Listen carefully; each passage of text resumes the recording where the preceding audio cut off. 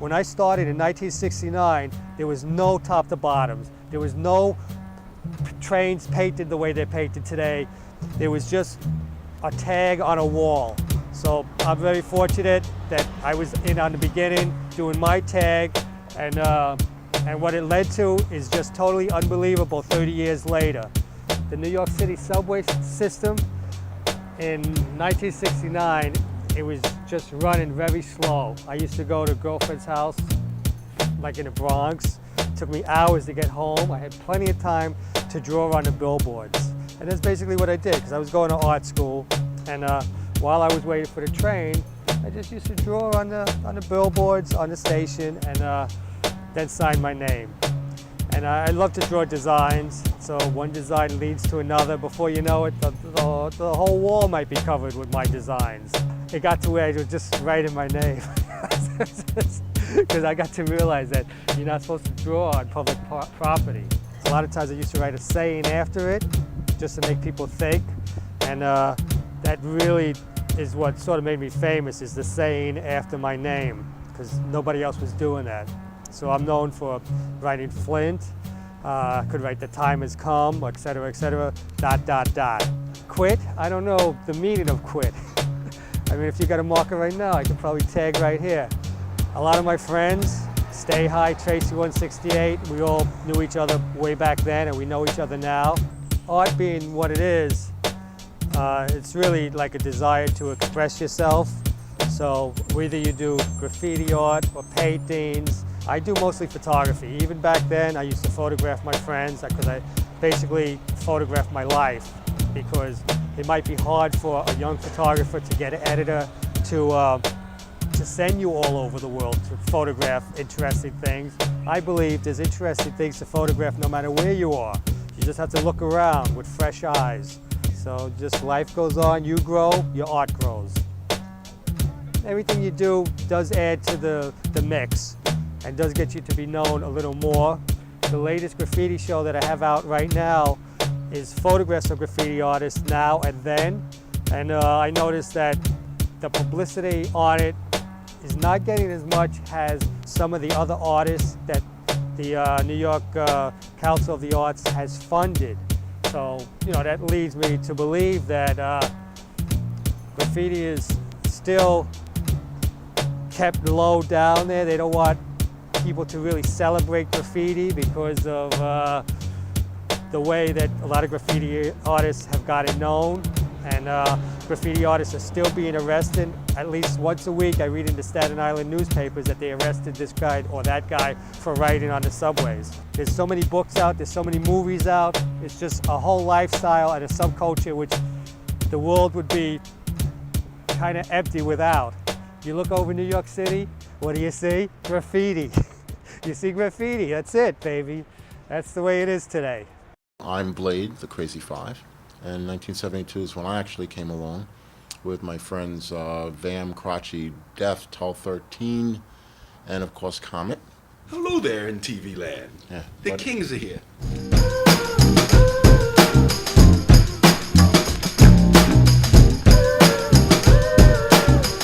Anybody wants to know the true history of what happened in Graph from 1970 to 75 can come to Blade, COMET, Fuzz 1, Phase 2, Coco 144 for Broadway, TRACY 168. These are people that were really there from the beginning, real pioneer stuff that know everything in detail without exaggeration. And again, we are the true legends. I consider us the founding fathers of graffiti, part of it. Yeah. We contributed it in the beginning, through the middle, and stuck through all of the years of the 80s, and through the rest of the 80s through the 90s and here at the turn of the century. We're still alive to say it today. We're still alive. We're 45, still the kings. And the rest of what I do in my artwork, I contribute and show to the world. It's like, why is he talking like this? Because we are the kings. That's it. Well, that's the bottom line. I know, but I don't like to say it like we're bragging. No, we're not bragging. Yes, facts and fiction are two different things. This is a fact. No. Nah, I'm just goofing out there on TV, man. It's like, nah, I can't be serious. When I began writing, I started hanging out with Hondo and Fresco, who lived in the neighborhood here, and I was watching them as the older guys, you know, really out there bombing and you know, putting singlets on every car, which they call tags, I guess, since the 80s, and I wanted to be down with that. So I got involved with graph then. I invented the overlapping 3D. Comet and I invented the blockbuster, which is a duplicate of it on my wall behind me. Comet and I invented that in 1977. Another blockbuster production. Even Yeah. when I was writing as a kid, crazy as we were, we didn't write on a person's church You or didn't a write on person's the church car. or a person's home. No, we didn't do stuff. You know, like you didn't do anything damaging, but they always associated graffiti and vandalism as the same thing in the early 70s because it all still looked like scribble because there were no masterpieces. Like there in 1972. Actually, if you look, if I hold it still enough, if you look at the background, you can see that's the first beginning of pieces because the other pieces are small of the masterpieces, and on the rest of the car, all you see are single hits. So everything went from that point to this point to that point, and then this other name came along later and just made his a little bit bigger, and that's how masterpieces began and developed from single hits into that and expanded. That was a stick letter piece. That's all there was stick letter pieces in 72 and started developing into a bubble style by the middle end of 73. So all of these guys out here, they're doing all this graffiti and they're making their money, but I'm the true legend. The true king of bubble letters. The one who started it all. Tell the guys there. Give them some props. Come on. I'll smoke my cigar while you can dictate. He, Phase 2, and Jester were the three people that invented bubble letters because it's already documented in See how the books. truth comes out. Right? Those are the three people that did bubble letters, the first I've ever seen. What you were doing when the people first started writing from 70 to 72, there were no masterpieces at all.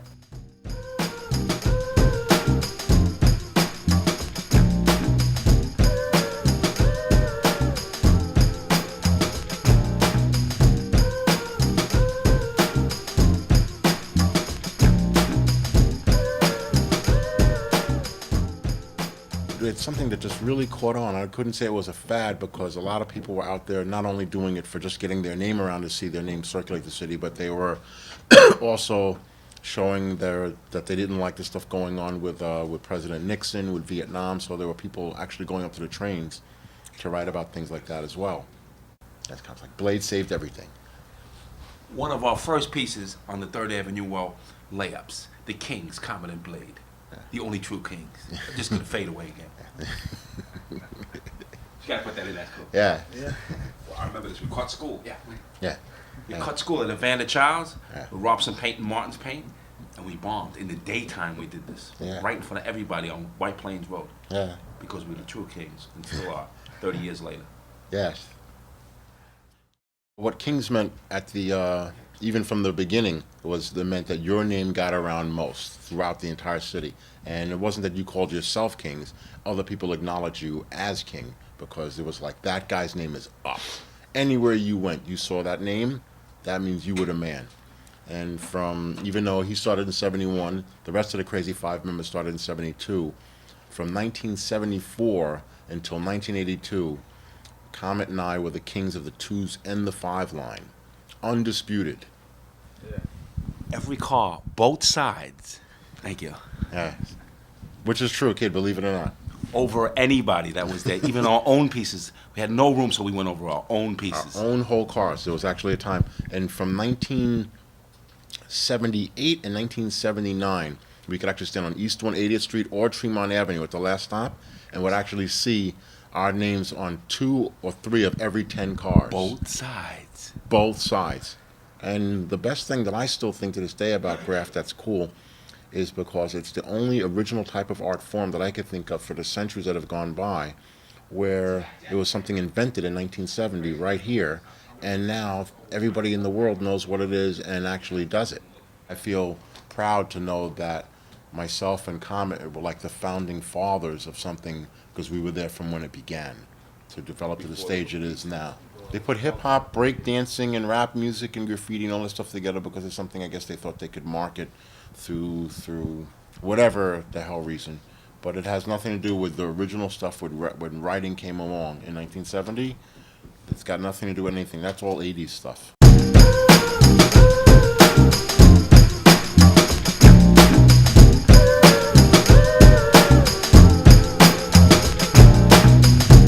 The true kings the true legends. We won't go away. Blade, Comet, the 55. Bye. And that's the end of the tape.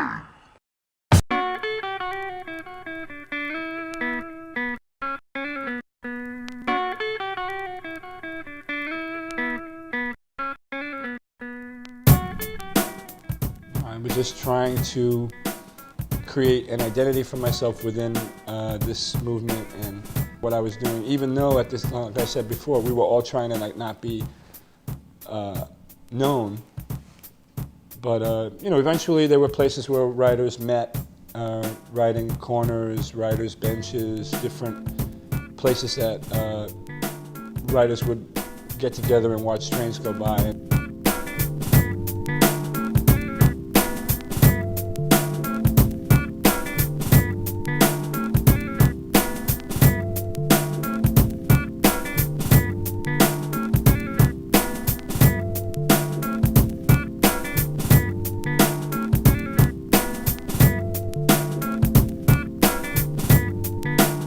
The film was first shown in Japan.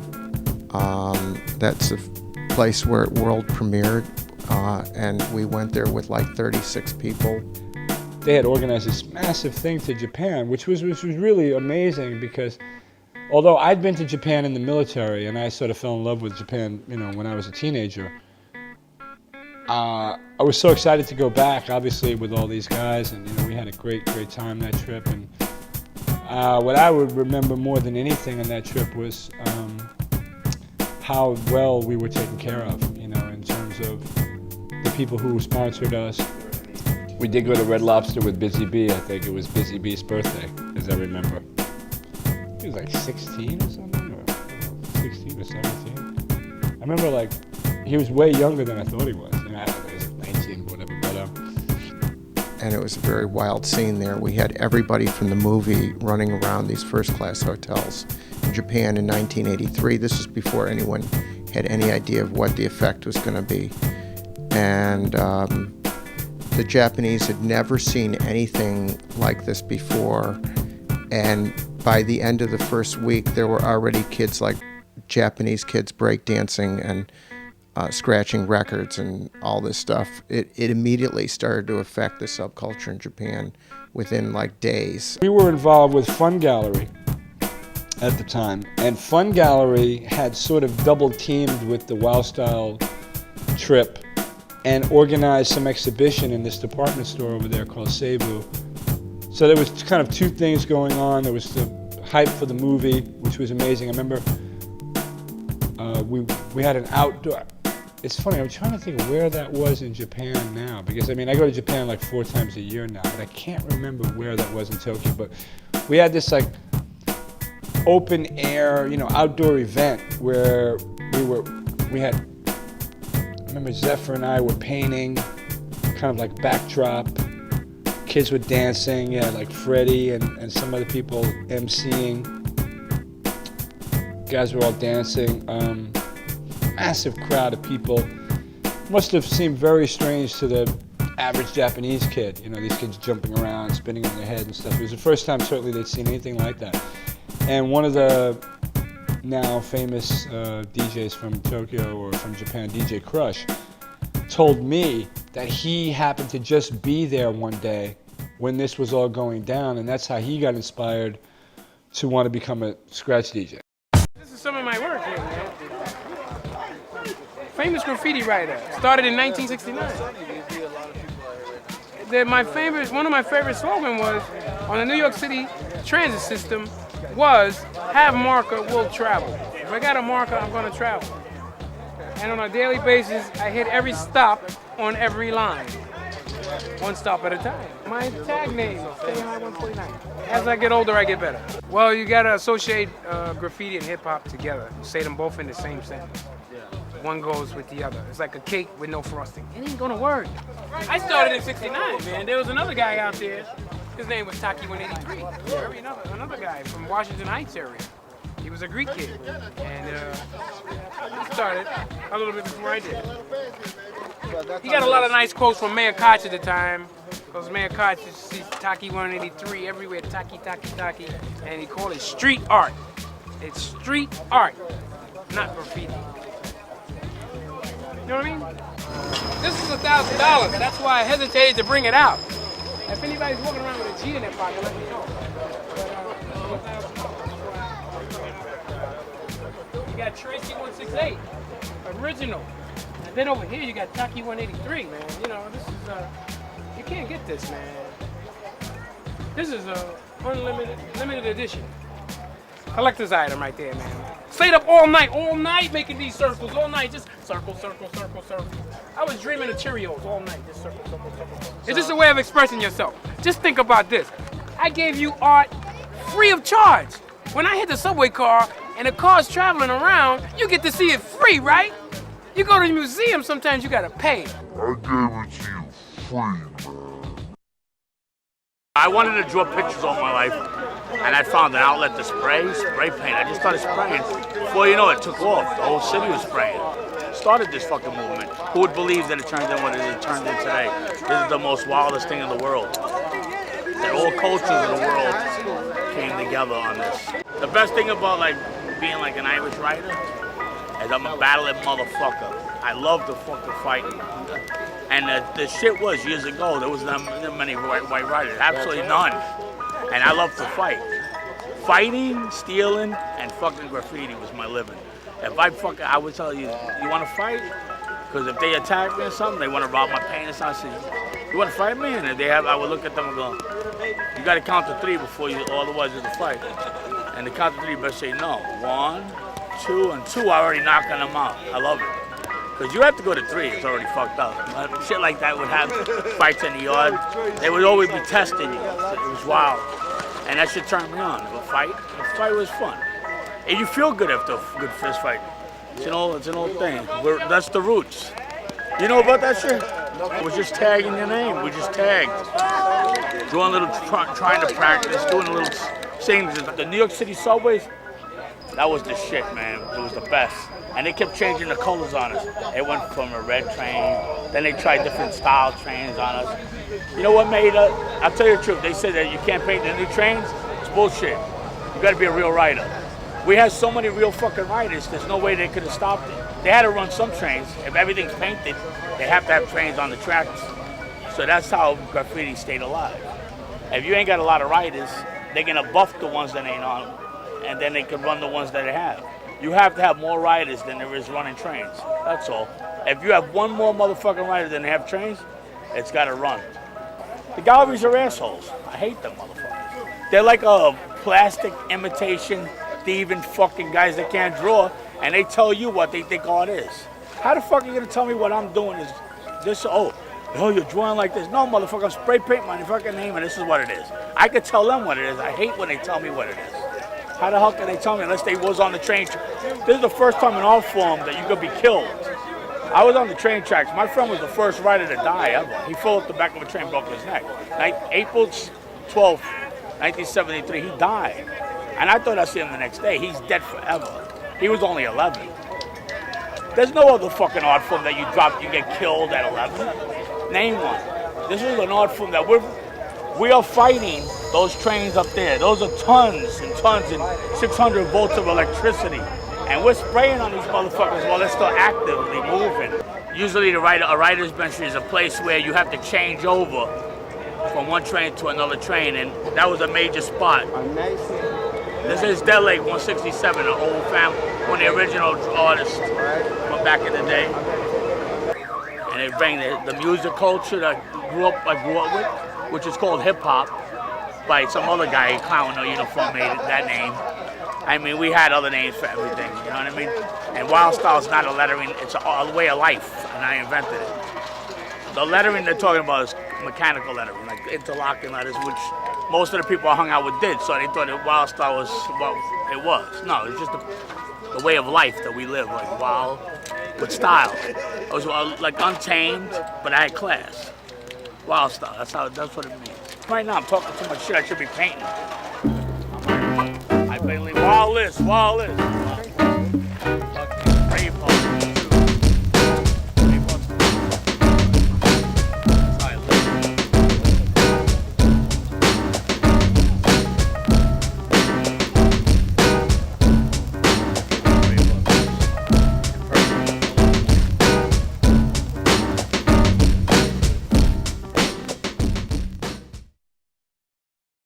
Come on, even when you go home, your family got to kick your ass to say how much they love you. They go, where were you, you piece of shit motherfucker? I'm home. Fight. Family fight. Family. Not like fighting your brother over the last egg in the refrigerator. Nobody eat that motherfucker for 30 years. But as soon as somebody cooks that motherfucker, where's my half? What do you mean your half? Where's your fucking half? We're fist fight, kill each other. The egg would just sit there on the table. Fuck the egg. It was a good fight. There wasn't enough food on there, the egg, to feed anybody anyway. The fight made you not hungry. It was good. The egg could stay there. It was an excuse to have a good fist fight. I know, shit is whack. That's the name of my column. Did you like that? If you want some negative, just What'd you negative think of that energy. column I wrote? It's All right, all this is supposed to be a very serious interview. They contacted me because I have a lot of important things to say. Look, here's $3 for the film you wasted. It's video. They can just go over it. Well, That was all over the place. in '77, I started writing the name ZEPHYR. I had some other really embarrassing names before that I have too much pride to talk about.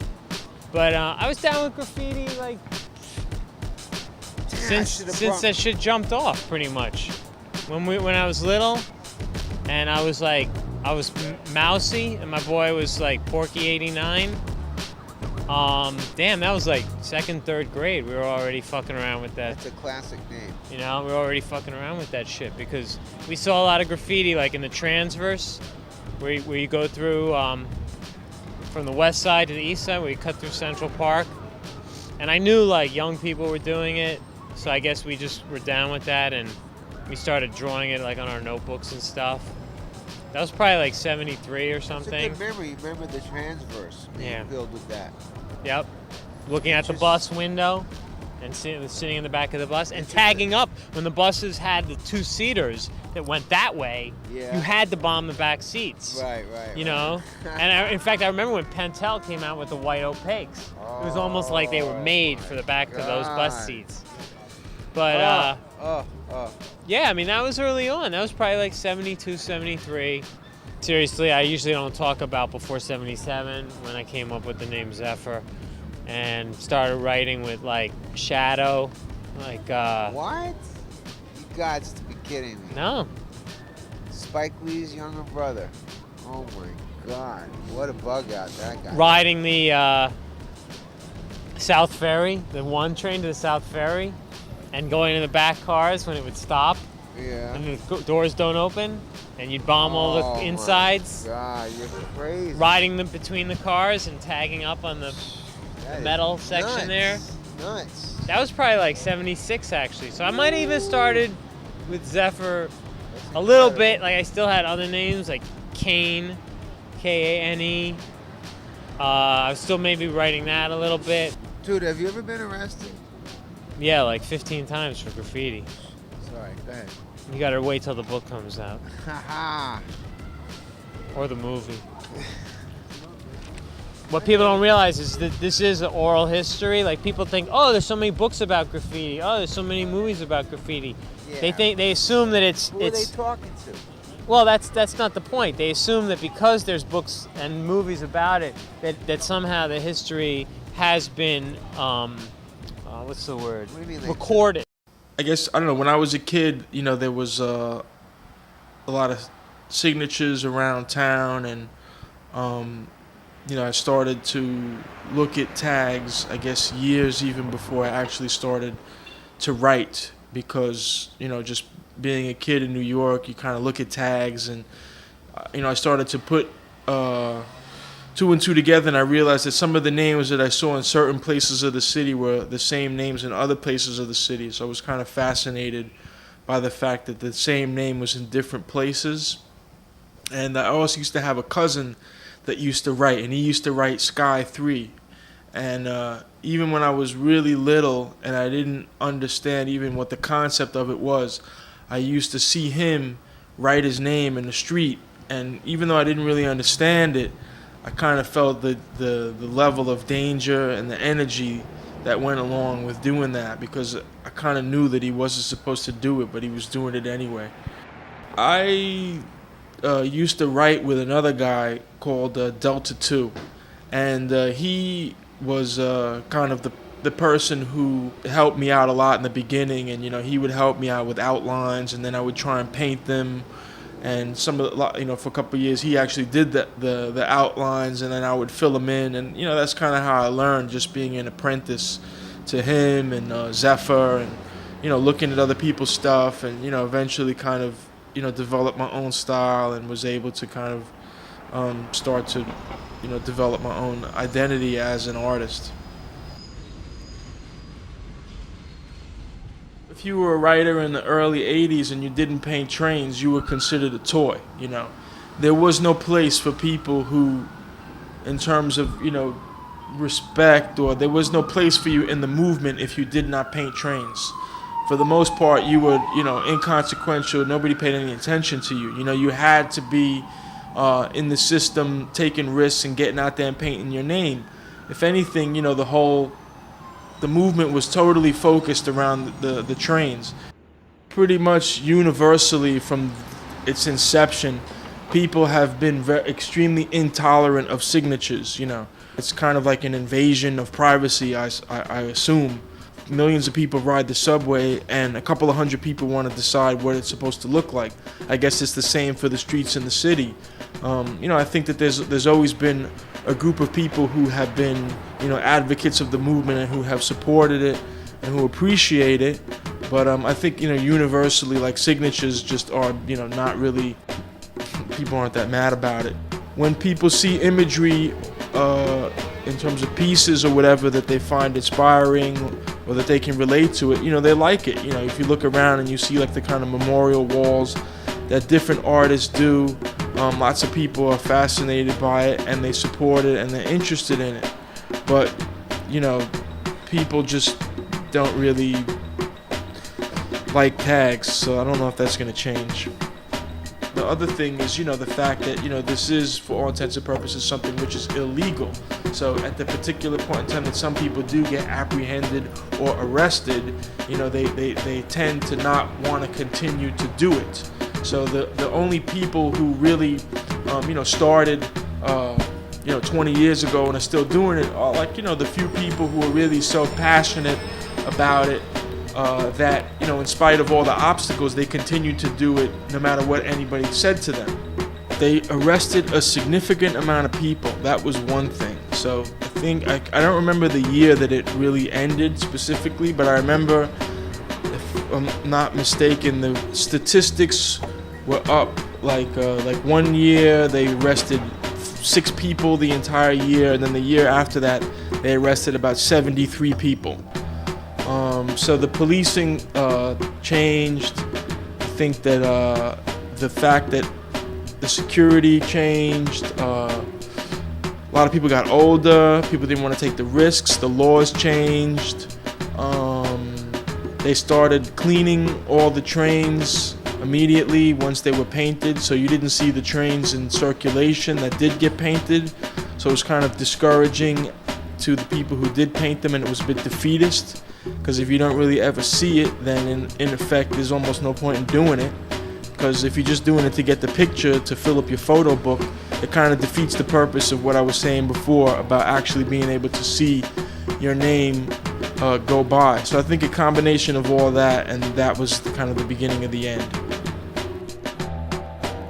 Whereas, today, you got magazines, articles, this, that, there's such a high level of awareness, and there's so much knowledge and about the whole thing that, a person could start tagging and then be able to, do intricate pieces in a much shorter time frame, because he has a lot more visual information to inspire him and to help him.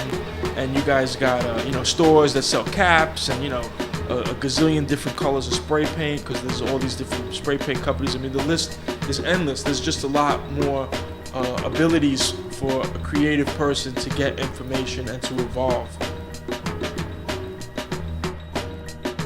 There are certain inalienable aspects of this movement which makes it really different from other kinds of movements. I mean, this is, one of the few, if any, art movements which is, pretty much, for all intents and purposes, illegal to do. So I think that's a kind of bond which exists, between us, in part, and just, the fact that it's kind of like not totally universally accepted, so it kind of keeps everybody kind of, huddled together.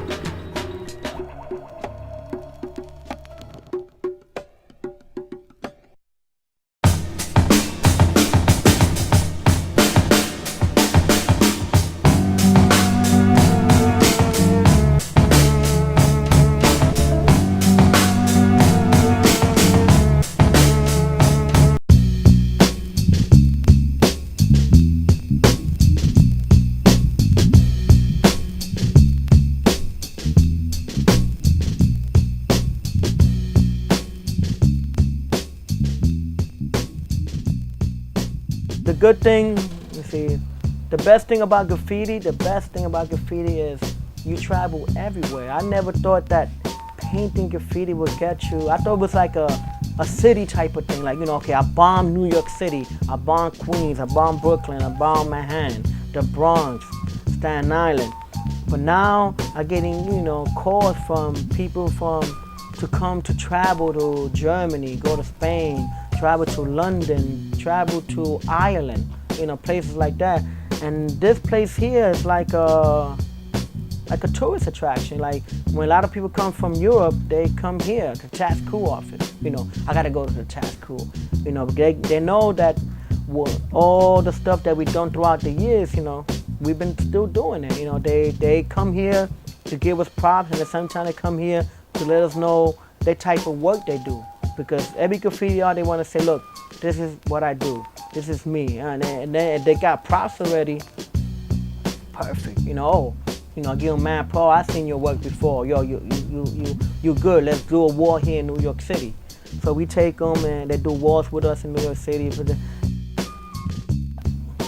I grew up in the Bronx here. I did the 60s, I did the 70s, and it was a rough time during that time because a lot of these landlords was not taking care of the apartment building. They was letting it go. You had drugs that was in effect. So a lot of these landlords just gave up on these buildings because a lot of these people would put pressure on the landlords. The landlord forgot about everything. Didn't put no more heat during the winter time, no oil. And then sometimes there was no water, so you had to survive during that time. So it was really a place that you had to struggle. And people had no money, people had no work, a lot of people didn't have enough education. Rest in peace for Big Pun, we always paint his face on the wall. So it's everything got to do with hip hop, it's all part of the same culture.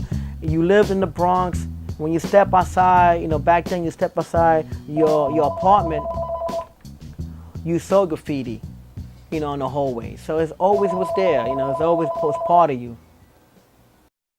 From TATS Crew, been writing since the early 80s. I started here in the South Bronx, lived all my life in the South Bronx. And the way I started is, I started looking at other people's tags, like it was already in my neighborhood.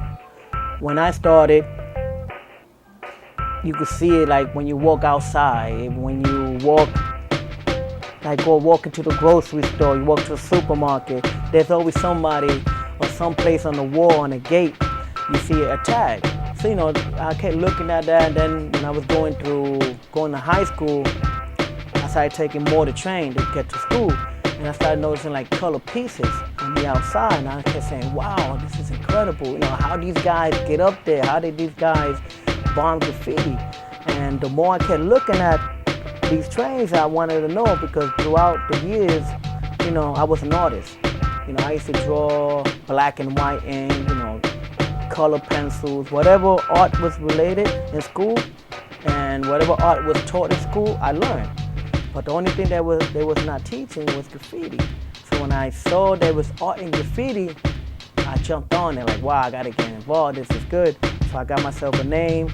I started writing actually Bring, B-R-I-N-G. What I did, I took the first letter and the last letter, and I just put it together. And then came up with a number. I said, the number sounds good, because a lot of people wrote graffiti and used a number for a street. I just used the number because people used to say it had like 183 styles of piecing, so I started putting 183. And then from there on, you know, I just kept writing that.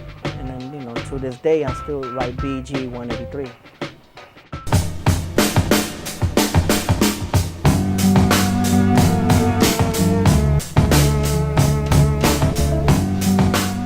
How did I get interested in writing graffiti? Well, basically, I sort of grew up around graffiti. It was all around me, you know, when I was growing up, in my neighborhood, in the streets, and it was all over the subways.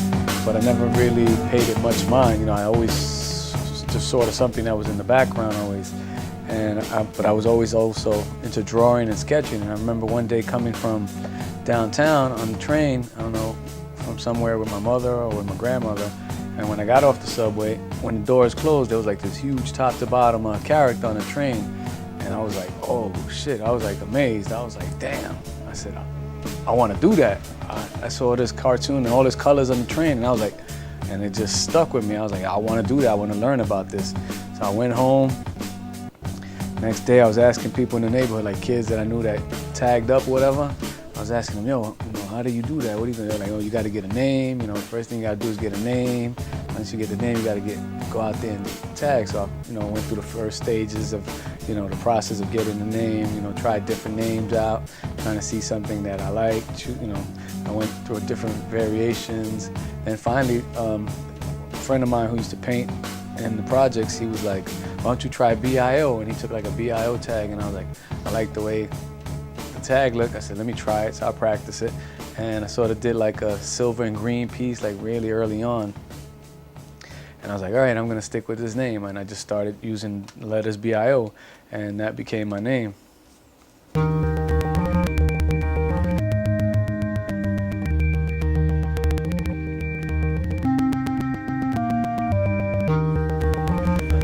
I guess the internet has a lot to do with that. I mean, early on, what brought graffiti, I guess, to the rest of the world were movies like Style Wars, you know, Wild Style. And then early on, the graffiti magazine, when people first started publishing graffiti artists, you were now able to see what, first of all, the movies like that, Style Wars and stuff, introduced graffiti to the rest of the world.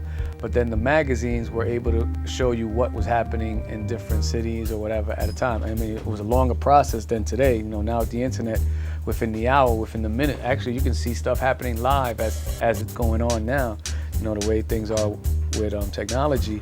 So I guess the internet played a big part in making the world a smaller place, you know, where everyone can communicate just at the touch of a keyboard or whatever. So it just spread and spread, and it was spreading way before the internet, but I think the internet helped to speed it up and to just expose everyone to it.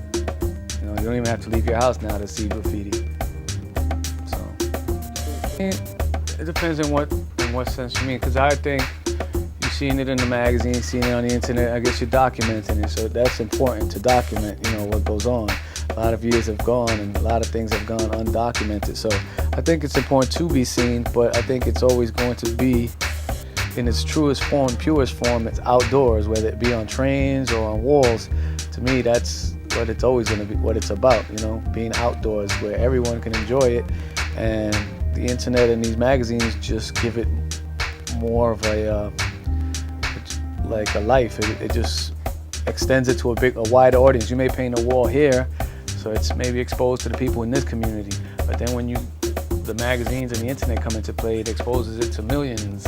So I guess it plays an important role in it, you know, for me. But for me, outside is where it's at, you know, live on street action, you know, just absorbing the whole environment around it. You know, it adds to the art, you know, when you can absorb what's going around in the environment as well.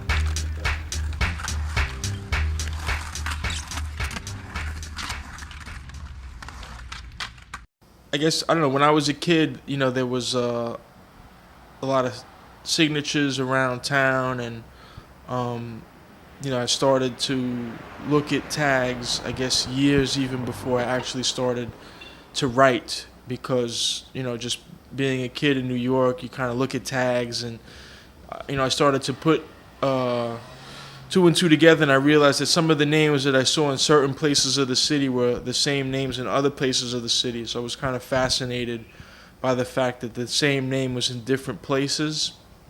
And I also used to have a cousin that used to write, and he used to write Sky 3.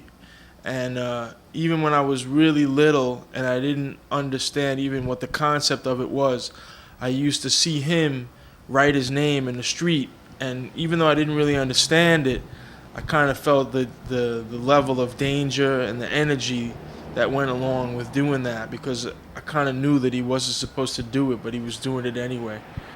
I used to write with another guy called Delta 2, and he was kind of the person who helped me out a lot in the beginning, and he would help me out with outlines, and then I would try and paint them. And for a couple of years he actually did the outlines, and then I would fill them in, and that's kind of how I learned, just being an apprentice to him and ZEPHYR, and looking at other people's stuff, and eventually kind of develop my own style, and was able to kind of start to develop my own identity as an artist. If you were a writer in the early 80s and you didn't paint trains, you were considered a toy, There was no place for people who, in terms of, respect, or there was no place for you in the movement if you did not paint trains. For the most part, you were, inconsequential. Nobody paid any attention to you. You had to be in the system, taking risks and getting out there and painting your name. If anything, the movement was totally focused around the trains. Pretty much universally from its inception, people have been extremely intolerant of signatures, It's kind of like an invasion of privacy, I assume. Millions of people ride the subway, and a couple of hundred people want to decide what it's supposed to look like. I guess it's the same for the streets in the city. I think that there's always been a group of people who have been, advocates of the movement, and who have supported it and who appreciate it. But I think, universally, like, signatures just are, not really, people aren't that mad about it. When people see imagery in terms of pieces or whatever that they find inspiring, or that they can relate to it, they like it. If you look around and you see like the kind of memorial walls that different artists do, lots of people are fascinated by it, and they support it, and they're interested in it. But people just don't really like tags, so I don't know if that's going to change. The other thing is, the fact that, this is, for all intents and purposes, something which is illegal. So at the particular point in time that some people do get apprehended or arrested, they tend to not want to continue to do it. So the only people who really, started, 20 years ago and are still doing it are like, the few people who are really so passionate about it, that, in spite of all the obstacles, they continue to do it no matter what anybody said to them. They arrested a significant amount of people. That was one thing. So I think, I don't remember the year that it really ended specifically, but I remember, if I'm not mistaken, the statistics were up. Like 1 year they arrested 6 people the entire year, and then the year after that they arrested about 73 people. So the policing changed. I think that the fact that the security changed. A lot of people got older. People didn't want to take the risks. The laws changed. They started cleaning all the trains immediately once they were painted, so you didn't see the trains in circulation that did get painted. So it was kind of discouraging to the people who did paint them, and it was a bit defeatist, because if you don't really ever see it, then in effect there's almost no point in doing it, because if you're just doing it to get the picture to fill up your photo book, it kind of defeats the purpose of what I was saying before about actually being able to see your name go by. So I think a combination of all that, and that was kind of the beginning of the end. Whereas, today, you got magazines, articles, this, that, there's such a high level of awareness, and there's so much knowledge and about the whole thing that, a person could start tagging and then be able to, do intricate pieces in a much shorter time frame, because he has a lot more visual information to inspire him and to help him. And you guys got stores that sell caps and a gazillion different colors of spray paint because there's all these different spray paint companies. I mean, the list is endless. There's just a lot more abilities for a creative person to get information and to evolve. You know, there are certain inalienable aspects of this movement which makes it really different from other kinds of movements. I mean, you know, this is, you know, one of the few, if any, art movements which is, you know, pretty much for all intents and purposes illegal to do. So I think that's a kind of bond which exists, you know, between us, the part, you know, in part, and just, you know, the fact that it's kind of like not totally universally accepted, so it kind of keeps everybody kind of, you know, huddled together.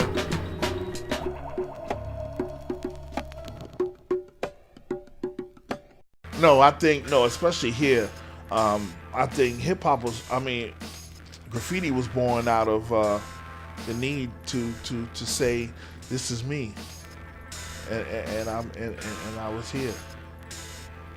You know what I mean? That's basically what the message in graffiti is. It's about freedom of expression. It's about letting people know, look, that's what I do. That's what I do. That's who I am. You know what I mean? And that's why it all came together under the umbrella of hip hop, because all these elements are extensions of people's need to express themselves, to have something that they can say, look, this is mine, this is what I do, and this is what I'm a part of. And that's basically where what graffiti does. Basically, it was a movement. Downtown, the punk scene was going on, and the punk was the new music, was the rebel music. It was the, you know, the alternative music of the day, and hip hop was that. Uptown, in the Bronx, hip hop was the punk. You know what I mean? It was the new alternative, you know, rebel music. This is our thing, and this is how we get down, and that's the duality of that. The common ground that both scenes stood on kind of brought them together. Basically, the gang thing was fading out at the beginning of you know, the hip hop renaissance, I'll say. You know what I mean? The gangs pretty much folded up, you know what I mean, and began hip hop. You know, started in hip hop. So you still had your renegade guys, your leftover guys from the gang period who never got into the music. These cats became security, you know what I mean, for the DJs. Like, if they didn't have the talent themselves to either MC or DJ, they still had the gang thing with them. So they were security. They were using security. They were the guys who protected the equipment and stuff like that. But as far as just gang, you know, the mentality and the gang thing in hip hop, no, pretty much hip hop took over that. How I got involved in the hip hop scene, I was a kid, like 12 years old. I remember as far back, if you talk about the whole culture of hip hop, I guess graffiti was my first, you know, step into what would become hip hop. Though at time it didn't have a name or anything. I played, I did the graffiti thing. I did, when I was back in Catholic school, 10 years old, I remember doing pieces in my class. Up until, I start my date in hip hop in 1974 because I officially was a DJ. In 1974, I got a sound system, equipment and everything, and officially became a DJ. But like for the two to 3 years before that, I was working my way up to that. I did graffiti. I was a b-boy up until 74, 75, until I officially became a DJ. So next year will be my 30th anniversary in hip hop, 30 years. And I mean, I got started in it because it was the thing to do. You know, you either played basketball or you were into the streets, you know, and I wasn't really into the streets. I was a more creative kind of dude. So when the music came along, the dance, the b-boy thing came along, I was right there. I was at the forefront. Well, it's a kind of catch-22. You got people on this side who see that and like, oh my God, look what they did to the train. It's, you know, it's vandalism. It's garbage. It's this and that. But a cat like me or another graffiti artist, we would go places just to look at the train, wait for a train to come by to see what's new, to see who's done the latest and the greatest piece on the train. So, I mean, there was nothing negative as far as, you know, graffiti, you know, in the mind of the graffiti artists. They didn't mean to vandalize. They didn't come to mess anything up. They came to beautify. Okay, that's why graffiti grew into what it grew to, and a lot of the artists who may no longer be writing on trains because they don't have to now. They've been given space. They've been given venues and places to freely go ahead and do pieces and stuff like that. You got cats like the TATS crew who make a living off of graffiti now, and a few other cats who, when the hip-hop started heading downtown during the punk era and merging kind of with that downtown scene, that merged the art world with the hip-hop world. And a lot of the graffiti artists are hung in museums right now. Gotta know where everything is, you know what I mean? These records are killing you. Okay, where's everything at? Right here, okay. Pull out some gems for you. Rolling Stones, all right? What would the Rolling Stones have to do with hip hop? Okay, wherever we can find a beat, that's hip hop. Okay, Honky Tonk Woman, ding ding ding ding ding ding ding ding ding, pat, boom boom boom, pat, boom pat. All right, that's hip hop, baby. That's hip hop. All right. Just came in. Yeah, we got Isaac Hayes. Hello. I'm doing an interview. This is Booker T and the MG. This is Grab Bag.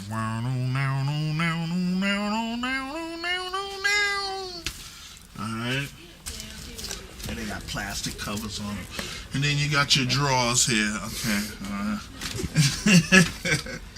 And then you got your singles, which are reissues of 12 inches. You know, and then you got your compilation beats, perfect beats. See, B-boy. Whatever they want to represent hip-hop, they show the B-boy. Adidas suit, the Kango, everything. Some headphones, that represents the DJ.